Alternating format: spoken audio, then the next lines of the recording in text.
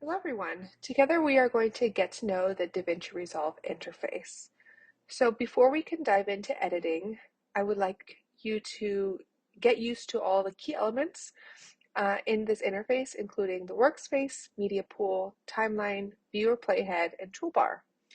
It is very essential to have a clear understanding of each feature before you start editing your project. First, we have our Edit workspace. The DaVinci Resolve 18.6 contains various workspaces, including Edit, Color, and Audio. And to access the Edit workspace, you are going to click the Edit tab on the bottom of the UI. Next, we have the Media Pool. This is a place as a library, quote unquote, of your media, and this is where all your media can be found. Your media pool is found on the top left-hand corner, and this is where you will be able to import and manage and organize all of your media here. Your media can range anywhere from video clips, audio, images, and more, depending on what you need for your media and for your video that you'll be creating.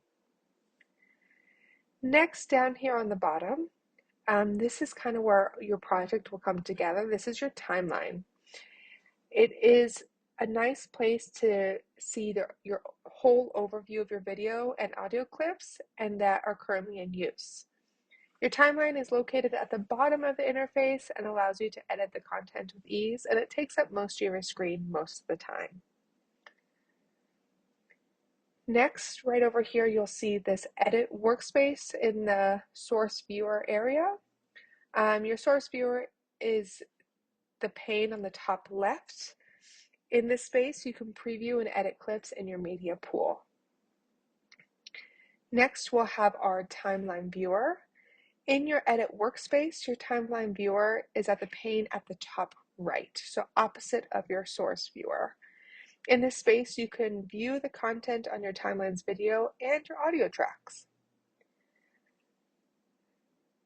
Second to last, we have our playhead. The playhead may look simple, but it's an essential editing tool and you may need it a couple times throughout your editing process. The playhead is a vertical line with a pentagon right at the top that allows you to mark your current time frame or a point in your timeline. It looks very simple, but like I said, it is super essential. When you drag the playhead through your video to view a different, you'll be able to view a different time frame or point of your timeline viewer. And last but not least, we have our toolbar. The toolbar has lots of tools that you can use, but it's located just right above your timeline, and it contains tools that will help with editing your clips. It's very thin, and like I said, it's just right above your timeline, and I would go ahead now to just kind of click on some things and play around before you get into your editing process.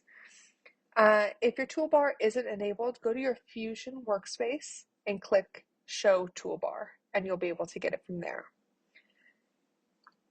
I would take a couple of minutes to just play around with the interface for right now, get yourself comfortable before you move on to creating your project.